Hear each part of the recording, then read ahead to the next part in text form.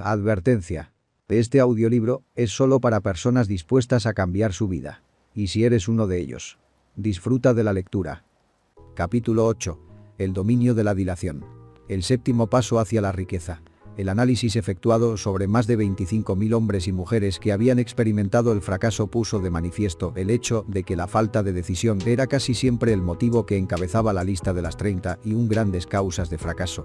La dilación, lo contrario de la decisión, es un enemigo común que debe superar casi cada ser humano. Usted se encontrará con una oportunidad de poner a prueba su capacidad para tomar decisiones rápidas y concretas cuando termine de leer este libro y esté preparado para poner en práctica los principios descritos aquí. El análisis de varios cientos de personas que habían acumulado fortunas bastante más allá de la marca del $1.000.000 puso de manifiesto el hecho de que cada una de ellas tenía el hábito de tomar decisiones con rapidez y de cambiarlas con lentitud si y cuando se veía la necesidad de cambiarlas. Las personas que no logran acumular dinero tienen, sin excepción, el hábito de tomar decisiones, si es que las toman, de modo muy lento, y de cambiar esas mismas decisiones con rapidez y a menudo. Una de las cualidades más notables de Henry Ford era su costumbre de tomar decisiones rápidas y definitivas y de cambiarlas con lentitud. Esta cualidad era tan pronunciada en el señor Ford que le hizo ganarse la reputación de ser un hombre obstinado.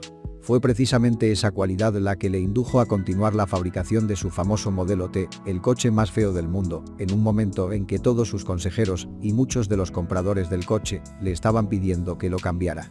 Quizás el señor Ford se retrasó demasiado en efectuar el cambio, pero la otra cara de la moneda es que la firmeza de su decisión le permitió ganar una enorme fortuna antes de que se hiciera necesario cambiar el modelo. No cabe la menor duda de que la costumbre del señor Ford de tomar decisiones definitivas llegó a asumir la proporción de la obstinación, pero esa misma cualidad es preferible a la lentitud cuando llega la hora de tomar decisiones y a la rapidez a la hora de cambiarlas. Consejo sobre la toma de sus propias decisiones. La gran mayoría de la gente que no logra acumular dinero suficiente para cubrir sus necesidades suele verse, por lo general, fácilmente influida por las opiniones de los demás. Esas personas permiten que los periódicos y las murmuraciones de los vecinos afecten a sus ideas. Las opiniones son los bienes más baratos que existen sobre la tierra. Todo el mundo tiene un montón de opiniones preparadas para comunicárselas a cualquiera que se muestre dispuesto a aceptarlas. Si usted se deja influir por las opiniones cuando se trata de tomar decisiones, no tendrá éxito en ninguna empresa y mucho menos en la de transformar su propio deseo en dinero. Si usted permite que las opiniones de los demás 10 influyan, llegará a no tener deseos propios. Cuando empiece a poner en práctica los principios descritos en este libro, guíese por su propio consejo, tome sus propias decisiones y aténgase a ellas. No confíe en nadie más que en los miembros de su equipo de trabajo y asegúrese de haberlos escogido bien, eligiendo solo aquellos que estén en completa armonía con su propósito y que muestren simpatía por él. A menudo, los amigos íntimos y los parientes le ponen obstáculos a uno por medio de opiniones, aunque esa no sea su intención. A veces lo hacen incluso a través del ridículo, con la pretensión de que sea humorístico. Hay miles de mujeres y hombres que sufren de complejos de inferioridad durante toda la vida, debido precisamente a que alguna persona bien intencionada pero ignorante destruyó su confianza en sí mismos mediante las opiniones o ridículo. Usted dispone de un cerebro y de una mente propios. Utilícelos y tome sus propias decisiones. Si lo que necesita son hechos o la información de otras personas que le permitan tomar sus decisiones, como sucederá en numerosos casos, lleve a cabo esos hechos o asegúrese con discreción de esa información que necesita sin descubrir cuáles son sus propósitos. Una de las características de las personas que tienen solo conocimientos elementales o escasos es la de que intentan dar la impresión de que poseen muchos conocimientos. En general, esas personas hablan demasiado y saben escuchar muy poco. Mantenga los ojos y los oídos bien abiertos y la boca cerrada si lo que desea es adquirir el hábito de una toma de decisiones rápida. Quienes hablan mucho hacen bien poco.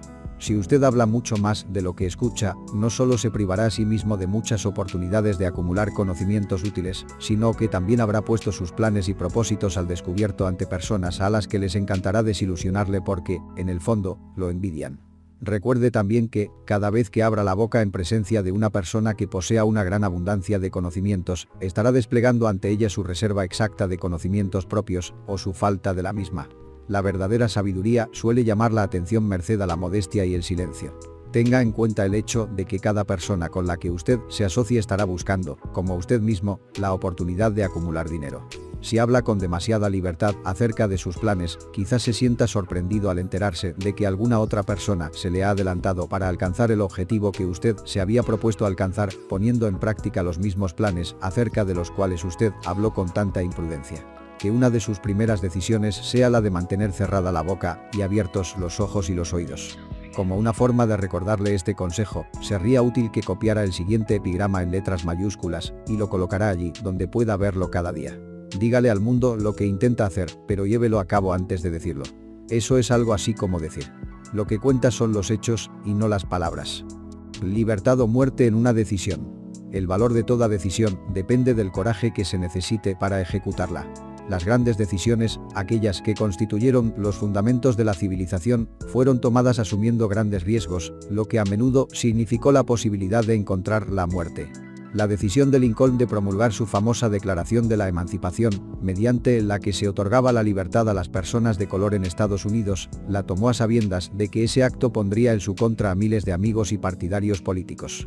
La decisión de Sócrates de tomar la venenosa cicuta, en lugar de comprometer sus creencias personales, fue un acto de gran valentía. Se adelantó 1000 años a su tiempo y dio el derecho a la libertad de pensamiento y de palabra a todos los que no habían nacido aún. La decisión del general Robert E. Lee de apartarse de la Unión y tomar partido por la causa del sur también fue una acción valerosa, pues él sabía que podía costarle la vida, además de la de muchas otras personas. 56 que se arriesgaron a la horca. Pero la mayor decisión de todos los tiempos, en lo que se refiere a los ciudadanos de lo que más tarde sería Estados Unidos, se tomó el 4 de julio de 1776, en Filadelfia, cuando 56 hombres estamparon sus firmas en un documento que, como muy bien sabían, aportaría la libertad a todos los norteamericanos, o bien dejaría a cada uno de los 56 colgados de una cuerda por el cuello. Sin duda alguna, habrá oído hablar de ese famoso documento, aunque tal vez no haya extraído del mismo la gran lección de logro personal que nos enseña de un modo tan sencillo. Muchos recuerdan la fecha en que esa gran decisión fue tomada, pero pocos se dan cuenta del valor que se necesitó para ello. Recordamos nuestra historia, tal y como nos la enseñan. Recordamos las fechas y los nombres de los hombres que lucharon. Recordamos Valley Forge y Yorktown. Recordamos a George Washington y a Lord Cornwallis.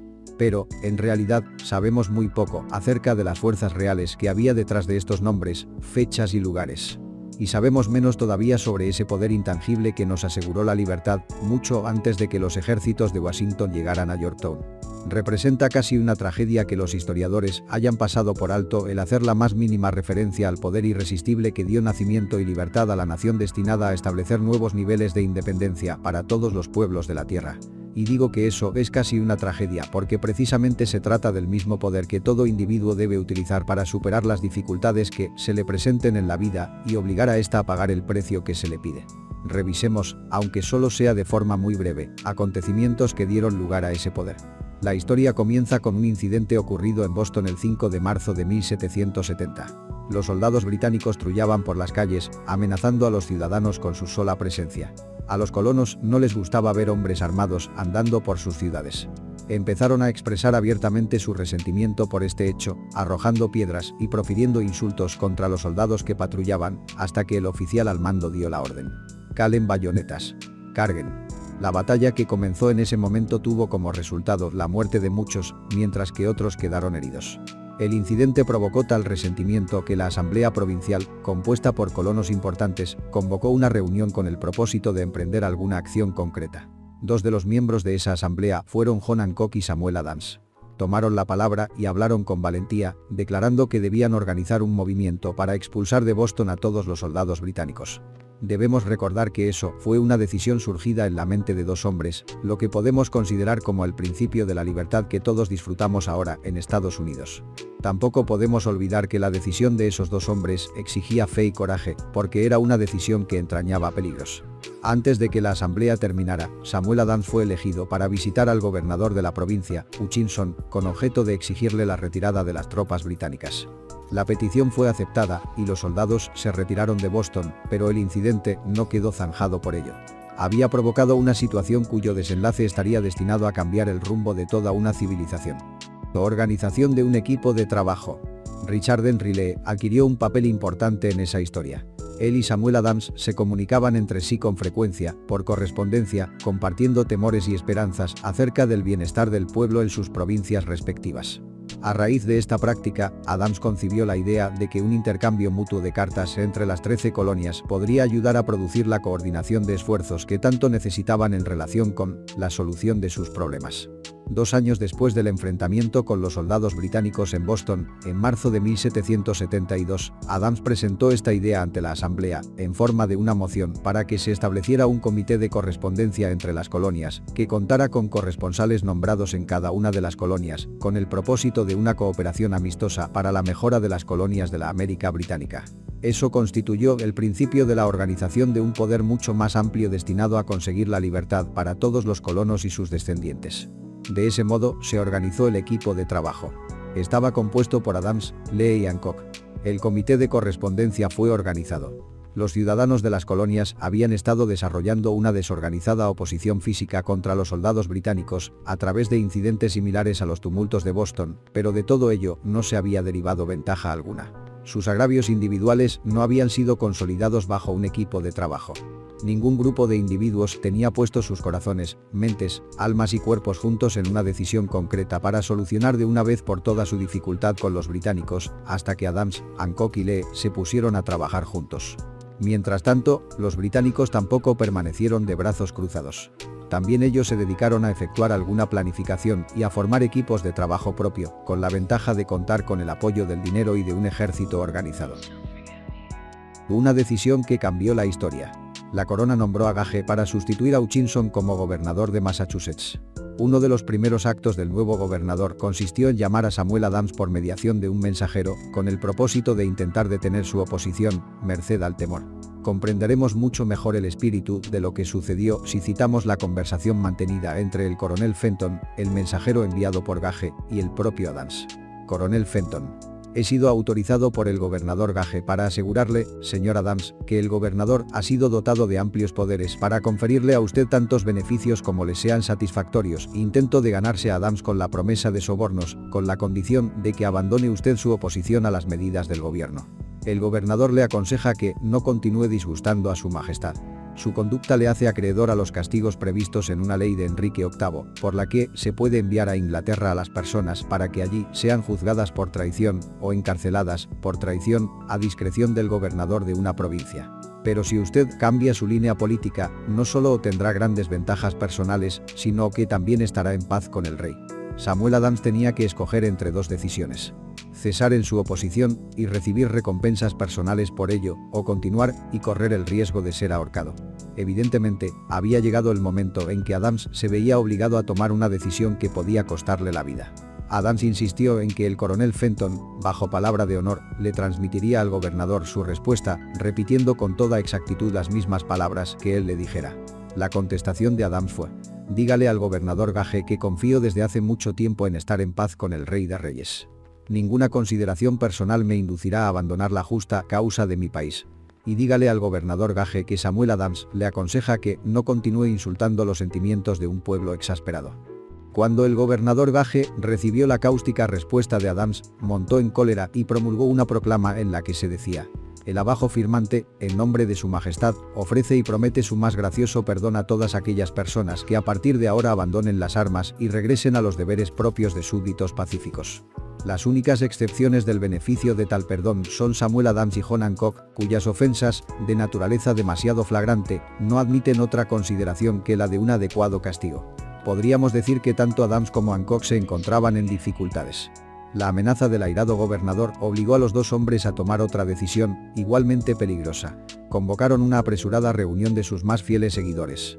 Una vez todos estuvieron presentes, Adams cerró la puerta con llave, se la metió en el bolsillo y les informó que era imperativo organizar un congreso de los colonos, y que nadie abandonaría aquella habitación hasta que se hubiera tomado la decisión de convocar dicho congreso. A este anuncio siguió una gran excitación. Algunos sopesaron las posibles consecuencias de tal radicalismo. Otros expresaron graves dudas en cuanto a la prudencia y la conveniencia de una decisión tan definitiva, que desafiaba claramente a la corona. Encerrados en aquella habitación había dos hombres inmunes al temor, ciegos ante la posibilidad del fracaso: Hancock y Adams. Gracias a la influencia de sus mentes, los demás fueron inducidos a aceptar que se debían establecer acuerdos, a través del Comité de Correspondencia, para convocar el primer Congreso Continental, que se celebraría en Filadelfia el 5 de septiembre de 1774. Vale la pena recordar esa fecha. Es mucho más importante que la del 4 de julio de 1776. Si no se hubiera tomado la decisión de convocar un Congreso Continental, tampoco se hubiese llevado a cabo la firma de la Declaración de Independencia. Antes de que la primera reunión del nuevo Congreso se celebrara, otro líder, que se encontraba en otra parte del país, se hallaba profundamente enfrascado en la tarea de publicar una sucinta exposición de los derechos de la América británica. Se trataba de Thomas Jefferson, de la provincia de Virginia, cuyas relaciones con Lord Dunmore, representante de la corona en Virginia, eran tan tensas como las de Hancock y Adams con su gobernador. Poco después de que se publicara su cinta exposición de los derechos, Jefferson fue informado de que había la orden de perseguirlo por alta traición contra el gobierno de su majestad. Inspirado por la amenaza, uno de los colegas de Jefferson, Patrick Henry, expresó con claridad lo que pensaba y concluyó sus observaciones con una frase que se ha hecho clásica desde entonces. Si esto es traición, que sea la mayor de todas. Fueron hombres como estos los que, sin poder, sin autoridad, sin ejército y sin dinero, tomaron asiento en una solemne consideración del destino de las colonias, dando inicio así a la apertura del primer Congreso Continental, que continuaron celebrando cada 2 años, hasta que, el 7 de junio de 1776, Richard Henry Lee se levantó, se dirigió a la presidencia y, ante el asombro de la asamblea, presentó la siguiente moción. Caballeros, presento la moción de que estas colonias unidas son, y deben ser por derecho, estados libres e independientes, asueltos de toda alianza con la corona británica, y que toda conexión política entre ellos y el país del Reino Unido está disuelta, y así debe quedar. La decisión más trascendental jamás escrita sobre papel. La asombrosa moción de Lee fue discutida con tanto fervor y durante tanto tiempo que él empezó a perder la paciencia. Finalmente, después de días de discusiones, volvió a ocupar el estrado de oradores y declaró, con una voz clara y firme: «Señor presidente, hace días que llevamos discutiendo este tema. Es el único recurso de acción que podemos seguir. ¿Por qué, entonces, retrasarlo más? ¿Por qué continuar deliberando? Que este día feliz dé nacimiento a una república americana. Que se levante, no para devastar y conquistar, sino para restablecer el reino de la paz y de la ley». Antes de que se votara su moción, Lee fue llamado a Virginia debido a una grave enfermedad familiar. Pero, antes de marcharse, dejó la causa en manos de su amigo Thomas Jefferson, el cual le prometió luchar hasta que se cumplirá una acción favorable. Poco después, el presidente del Congreso, Hancock, nombró a Jefferson presidente de un comité que se dedicaría a redactar la Declaración de Independencia. El comité trabajó mucho y muy duramente en la redacción de un documento que, cuando fuera aceptado por el Congreso y firmado por cada uno de los congresistas, significaría una condena de muerte para todos los firmantes en el caso de que las colonias perdieran en la lucha que, sin lugar a dudas, estallaría entre ellas y el Reino Unido. Se redactó el documento y la versión original del mismo fue leída el 28 de junio ante el Congreso. Durante varios días se discutió, alteró y preparó su redacción definitiva. El 4 de julio de 1776, Thomas Jefferson se levantó ante la asamblea y, sin el menor temor en su voz, leyó la decisión más trascendental jamás escrita sobre papel.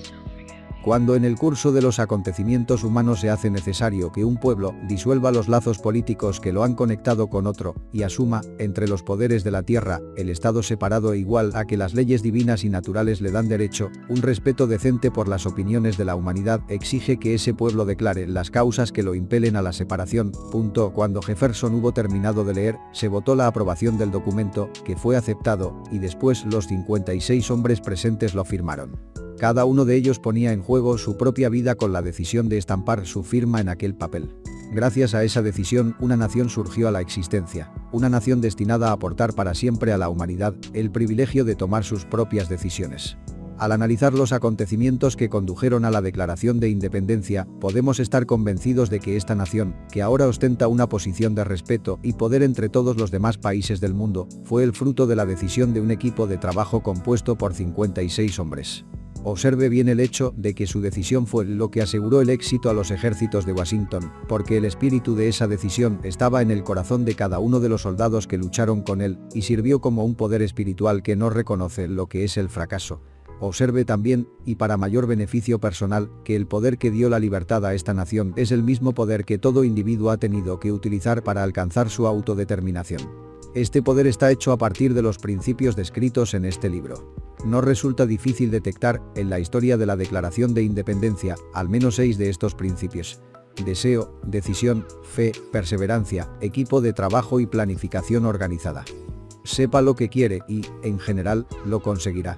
A través de toda esta filosofía se encontrará la sugerencia de que el pensamiento, apoyado por un fuerte deseo, tiene una tendencia a transformarse en su equivalente físico. Tanto en esta historia como en la de la organización de la United States Steel Corporation se encuentra una descripción perfecta del método mediante el cual el pensamiento produce esta asombrosa transformación. En su búsqueda del secreto del método, no espere milagro alguno, porque no lo hallará. Solo encontrará las eternas leyes de la naturaleza. Esas leyes están disponibles para toda aquella persona que tenga la fe y el valor suficientes para utilizarlas. Pueden ser empleadas bien para aportar libertad a una nación, bien para acumular riquezas. Quienes toman decisiones con rapidez y de un modo definitivo saben muy bien lo que quieren y, en general, lo consiguen. Los líderes en todos los campos de la vida son personas que deciden con rapidez y firmeza. Esa es la razón principal por la que se han convertido en líderes. El mundo tiene la costumbre de abrir paso al hombre cuyas palabras y acciones muestran que sabe a dónde se dirige. La indecisión es un hábito que suele aparecer en la juventud. El hábito adquiere permanencia a medida que el joven pasa por la escuela, el instituto e incluso la universidad sin una definición de propósito. El hábito de la indecisión acompaña al estudiante cuando inicia el trabajo que elige hacer, si es que lo elige. En general, el joven que acaba de terminar sus estudios busca cualquier trabajo. Acepta el primero que se le ofrece porque ha caído en el hábito de la indecisión. 98 de cada 100 personas que trabajan en la actualidad a cambio de un salario, ocupan los puestos en los que están porque les faltó la firmeza de decisión necesaria para planificar el alcanzar un puesto determinado, así como el conocimiento acerca de cómo elegir al patrono. La firmeza de decisión exige siempre valor y, a veces, incluso mucho valor.